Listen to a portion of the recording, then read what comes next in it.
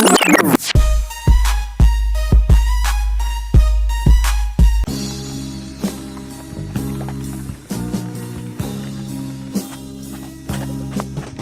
po ang daanan ko paghakot ng kahoy. Mahirap. Nung pinutol ko nung araw. Mga pakal.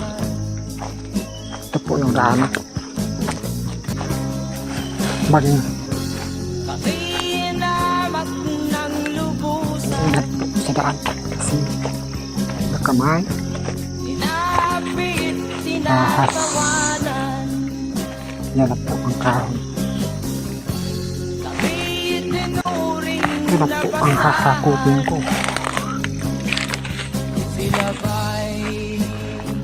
Yan guys, ang dami. Yan guys, ang laki na daan. Ako'y naglakbay na mag-isa upang aking malimutan mga kaapihan dinanas. Ihahanap ng kalunasan